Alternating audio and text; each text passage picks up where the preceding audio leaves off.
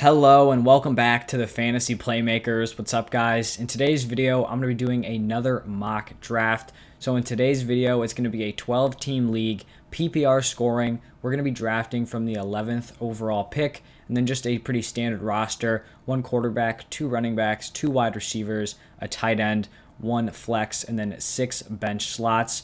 If you guys want me to do a specific kind of mock draft, let me know the settings, amount of teams, scoring, draft position, and I'll try to replicate that draft in a future mock. While you guys are watching the video, if you're enjoying the content, please just leave a like and subscribe to the channel. I would really appreciate it, but let's get right into the draft. So in the first round, the first 4 picks were pretty standard: McCaffrey, Cook, Kamara, Henry. I feel like those 4 guys are going to go top 4 in almost every draft. Then we saw Devontae Adams go with the 105. I personally wouldn't go with him that early, but you really can't argue that he is the top wide receiver and probably has the highest ceiling of any of the guys at the position. Then we've got Zeke at the 106, Kelsey at the 107, Hill as the second wide receiver off the board, then Aaron Jones and Saquon Barkley. So now we have our pick here at the 111. And with this pick, I am going to be pretty locked in on the running back position. And when I'm looking at the board, I really like what I see here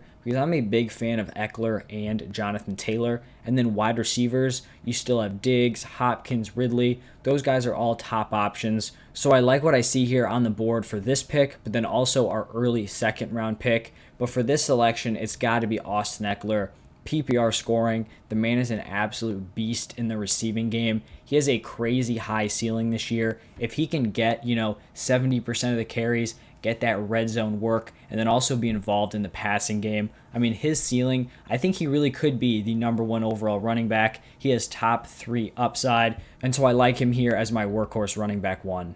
So after we picked Eckler, the team after us went back-to-back running backs with Jonathan Taylor and Nick Chubb. That's a little bit unfortunate because I would have liked either one of those players here at the 202. But let's take a look at who is still on the board. So the running backs available, it's going to be Gibson, Mixon, Najee Harris, CEH. And then at wide receiver, we do still have Stephon Diggs on the board, who is my clear top guy still left. And I am someone who likes to go running backs early and often, but I feel like in my last 3 or 4 mocks, I've picked Antonio Gibson or Joe Mixon. So I think I'm going to shake it up a little bit here and go with Stephon Diggs. I don't normally tend to grab a wide receiver in the second round, especially not one of these top tier guys, but I do think the value is decent here because Stephon Diggs is just such a beast. He's going to be a volume machine, especially for PPR scoring. He's going to get so many targets. He's the wide receiver 1 paired with a top quarterback, Josh Allen. I mean, look at these stats from last season: 166 targets, 127 receptions, over 1,500 yards, and then 8 touchdowns. And there's a shot, maybe he gets a little bit lucky in the touchdown department and could finish as the wide receiver 1. So I'm going to shake up my strategy here a little bit and go with Stephon Diggs with this second pick, and then hopefully I have some value at the running back position with my next pick. The end of the second round saw 3 running backs come off: Harris, Gibson, and Mixon, and then 6 wide receivers with Patrick Mahomes thrown in there. Way too early for Mahomes. I do not think you guys should be drafting him in the second round. Then the third round, first 2 picks, 301 and 302, was George Kittle and Darren Waller. Then we saw a pair of RBs and then a bunch of receivers come off the board with Josh Allen thrown in there. So right now we've got 1 running back, 1 wide receiver. With this pick, I do think I want to lock in my RB2 because even though the team that picks after me does have 2 running backs, I really just don't want to lose out on Chris Carson here. I think he's my favorite player available. And this has kind of been a common theme when I'm drafting in the 3rd or 4th round. I just really like the value at wide receiver, and there are so many solid options where the running back position, it can get very thin very quick. So if I go with Carson on this pick, there's still going to be some of these guys available: Cooper, Godwin, Kupp, Moore, Deontay Johnson, Julio Jones. They're all still going to be on the board, at least some of them. But with running back, if Carson gets picked, then I'm not feeling 100% great about having DeAndre Swift as my RB2. So I'm just going to lock in Chris Carson here in the late 3rd round. He's probably one of my most drafted players. I really just love the value with him this year. All right, so unsurprisingly, they went back-to-back wide receivers. They already had 2 running backs, so they went Amari Cooper and then Chris Godwin. They could have gone 1 running back to fill out that flex, and that was what I was worried about there. but now it's our pick at the 402. And we actually have a pretty interesting decision here. Do we go with DeAndre Swift, or do we go out and get Cooper Kupp to be our wide receiver 2? I think Kupp is a very safe wide receiver 2 option who also still has a ton of upside this year. After we picked Cooper Kupp, we saw a pretty decent mix of wide receivers and running backs to finish out the 4th round. And then in the 5th round, we started off with Myles Gaskin, then 3 straight wideouts. And then we started getting into the 2nd tier of tight end. And then also some of these quarterbacks, Mark Andrews, Kyler Murray, Kyle Pitts, and Lamar Jackson all came off the board. So that leads us into our 5th round pick here. And right now we have 2 running backs, 2 wide receivers, a very balanced start to this draft. And luckily for us, Mike Davis and Darrell Henderson are still on the board, so we could go with one of those guys. Another option would be TJ Hawkinson at tight end. So, I think I may just have to go the safe route here and draft Mike Davis or Darrell Henderson. It's definitely a debate between either one. The way I look at it, I think Mike Davis is going to be given a more established volume. I think he is the clear workhorse in Atlanta. I mean, his backups really have basically no NFL experience or aren't even running backs like Cordero Patterson. Darrell Henderson, I think, has a higher ceiling because if he's given the same amount of work as Mike Davis, his ceiling is so much higher because this Rams offense is just way better. And so that's definitely the dilemma between these guys. I think I'm just going to go with Mike Davis because he does have the more established workload. I would rather chase volume than efficiency. So I'm going to secure Mike Davis to be my 3rd running back and slide into my flex position. All right, lucky for us, the team after us picked Odell Beckham and then Dak Prescott. I probably wouldn't have been interested in any of those players. Definitely not Odell. Maybe Dak Prescott, but I do think this opens up an opportunity for us to go tight end here with TJ Hawkinson. When I'm looking at the wide receivers, I don't really love any of these guys, and I'm fine just waiting until our next pick to get my wide receiver 3, but I'm really liking TJ Hawkinson this year. The Lions just have to throw the ball to someone, and Hawkinson is going to be that guy. We already saw last year he was targeted over 100 times.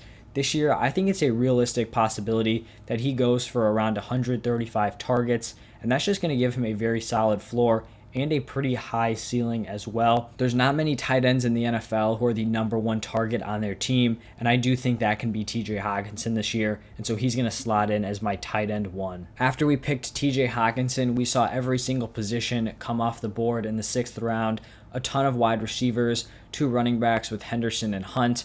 We also saw Aaron Rodgers go off the board, and then Logan Thomas at tight end. And then in the 7th round, we really just saw a run at the quarterback position. 4 QBs went off the board here in the 7th. Herbert, Wilson, Brady, and Tannehill. And then some wide receivers thrown in there as well. So I'm guessing since most of these teams have quarterbacks, we are going to be waiting at the QB position. It looks like only us and one other team do not have a quarterback, and Hurts and Stafford are still on the board, and I feel very solid with either one of those guys, so I'm just going to wait. I'm not going to force it. I'm not going to buy in on this positional run, and I'm just going to stay here and capitalize on value at other slots. And so when I'm looking at running back and wide receiver, I do think I could go either way with this pick. I do have 2 wide receivers, 3 running backs, so I would need to get at least 1 wide receiver in these next 2 picks. I'm going to take a look at the person who picks after me because they're going to have 2 selections. And right now, looking at their lineup, they have 2 running backs, 3 wide receivers, and a quarterback. So I do think it's very likely they go at least 1 running back with this next pick, maybe even 2. And I personally really like Damian Harris here. He's my top guy by far out of these running backs. I could go a few different directions with wide receiver, so I do think I'm just going to lock up Damian Harris just to, avoid the risk of them snagging him, because I do think there's going to be multiple wide receivers that I'm interested in. All right, that went well because they did end up drafting a running back. It was Javonte Williams, and then 1 wide receiver, Jarvis Landry. And with this pick, we're just going to be laser focused in on wide receiver. The top guys, Corey Davis, Will Fuller, Laviska Shenault, Curtis Samuel. With this pick, I'm really looking at Corey Davis. He's a guy that I have passed up on in a lot of these mock drafts, but I'm really starting to come around on him. Originally, I wasn't trying to draft him just because this Jets wide receiver room had so many guys. So you had Corey Davis, Elijah Moore, Jamison Crowder, Denzel Mims, and I wasn't super high on this offense overall. So I didn't know if Corey Davis would really have a great opportunity to break out and be the wide receiver one. And even if he was the wide receiver one, like what kind of production could he put together? But I'm really starting to see it this year. Just looking back at his stat line from last season, almost 1,000 yards in 14 games, and him and Zach Wilson's chemistry has just looked great in these preseason games. So it does look like he's going to be the wide receiver one on this team, and I do think that role is going to be more profitable than I initially anticipated. So I'm going to fire on this pick here with Corey Davis and secure him as my wide receiver 3. Wow, so looking at rounds 8 and 9, every single player that was picked was either a running back or a wide receiver. There were no tight ends or quarterbacks taken. And just the first guy that sticks out to me here, Marquez Callaway at the 909. A little bit disappointing because I'm very high on him and definitely would have considered him here with either my 9th or 10th round pick. But let's see what other players are available here. We still don't have a quarterback, and so if we wanted our choice between Jalen Hurts and Matthew Stafford, we would probably have to draft them not in this round, but in the 10th. So that is something to consider. But with this pick, I do think I'm still going to focus in on wide receiver just because I have 4 running backs, only 3 wide receivers. And I do like Corey Davis, but I don't know how confident I am with him as my wide receiver 3. So I'm not really liking a lot of these top options, Mike Williams, Marvin Jones, Darnell Mooney, Devontae Parker. I can see a path for some of these guys. Maybe a Darnell Mooney as the wide receiver 2, but I'm just not super high on this Bears offense. Russell Gage is someone that I do really like. Cole Beasley as well. I think Russell Gage is definitely more of kind of the ceiling option compared to Cole Beasley, who's more of the floor play. Honestly, another guy that I like in this range is Jacoby Myers. I think he's going to be the wide receiver 1 for New England, and that could definitely have some value, especially if Mac Jones is the quarterback. Right now, I'm going to go with Russell Gage. Definitely a tough call between all these guys on the board, but wide receiver 4, I think he has some more upside than Cole Beasley as the number 2 in Atlanta, so that's going to be the pick here. The team after us went with A.J. Dillon and then Noah Fant back-to-back, so here we are up again. Like I mentioned earlier, if we want our choice at the QB position, we would need to draft right now, so it would either be Matthew Stafford or Jalen Hurts. Personally, I think I would lean with Matthew Stafford. Hurts obviously has the much higher ceiling, but I'm just a little bit concerned about his play overall. We don't really know if he is actually a good NFL quarterback. They brought in Minshew. I don't think Minshew is going to beat him out, but they did feel the need to go out and get a backup quarterback. They already had Flacco, but obviously he's not the answer. So they're just keeping their options open, which isn't great for someone that you need to rely on. Matthew Stafford for the Rams, there's no shot he is not the starting quarterback for the entire season, obviously unless there's injury. Running back, I feel pretty solid with my room right now with the 4 guys I have that I could wait another round or 2 before going there. Wide receiver is always an option because we do need our 5th guy, and that's something I'm considering, but I do also think that a lot of the guys I like may still be available with our 11th round pick. So you know what? I think I'm just going to go out, secure Matthew Stafford, wrap up my starting lineup. I also have a nice little stack here with Stafford and Kupp. So I am going kind of all in on this Rams offense, and I feel pretty good about it. So the 10th round is where we saw all these teams go out and either get their late round tight ends or backup tight ends. So we saw Tanyan, Goddard, Smith, Gesicki, and then Jonnu Smith. First one was Irv Smith, all come off the board. And then the 11th round was pretty heavily filled with these handcuff running backs. Singletary, Pollard, Gus Edwards, Alexander Madison, Sony Michel, Phillip Lindsay, J.D. McKissick, and that leads us into our pick at the 11-11. Right now, we're just drafting our last 3 bench slots. We have 4 wide receivers, 4 running backs, so we probably want to get one player. At each of those positions, and I think I'm going to go with the wide receiver position first, just because our 4 running backs are very solid, and I'm probably just going to go out and get a handcuff at this range of the draft. So wide receivers, we still have Beasley and Myers available, which are the 2 players I was looking at. I have a lot of shares of Cole Beasley already, so I do think Jacoby Myers may be the pick here. With the Bills, there are so many weapons. Beasley, Emmanuel Sanders, Gabriel Davis, Stephon Diggs, all these guys are going to be very involved, and I still think Beasley is a very solid pick, but I'm just going to go with the upside of Jacoby Myers as the potential number 1 for the Patriots. Honestly, if Jacoby Myers had very solid draft capital, if he was like a first or second round pick, he would be getting so much more hype, because last year, look at this stat line, 59 receptions, 729 yards in 14 games, but that was while being the wide receiver one for Cam Newton, who had literally zero passing upside. So he has just played so well.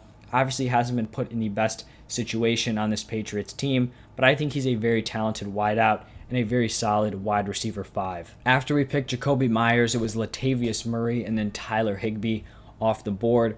And so that leads us into our second to last pick here. Right now we have 5 wide receivers, 4 running backs. So in these next 2 picks, we probably want to snag at least 1 RB, and it probably is going to be a handcuff just because none of these guys here really are going to have much value. If we're looking at a handcuff guy, Austin Eckler's handcuff could be Justin Jackson, or it could also be Joshua Kelly. I think Justin Jackson would be the better pick because he is the better pass catcher and better overall running back. Or we could go with Chris Carson's handcuff, which would be Rashad Penny. And I think that's where we're going to go here. Just because, if Austin Eckler goes down, I could see a committee much more than I could in Seattle. It's very possible in both situations, but I'm just going to go with Rashad Penny here as the backup to Chris Carson.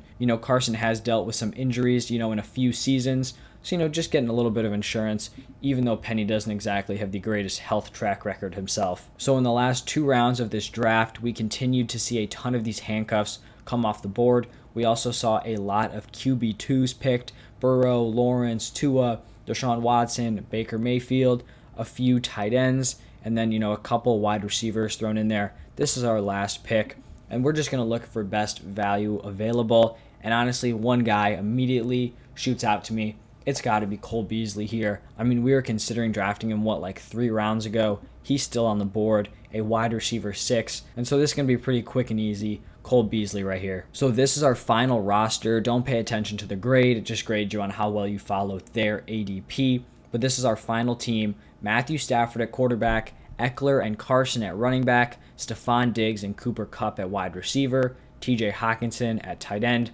Mike Davis in the flex, and then our bench is Damian Harris, Corey Davis, Russell Gage, Jacoby Myers, Rashad Penny, and Cole Beasley. Let me know what you guys think about this team down below in the comment section. Also, let me know what kind of formats you guys want me to do for these mock drafts. And then if you stuck around all the way to the end and you enjoyed the video, please just make sure you leave a like and subscribe to the channel. I'd really appreciate that a lot. But that's all I have for you guys today. I'll be putting out mock drafts every single day, so look out for those. But thank you guys for stopping by, and I'll see you next time.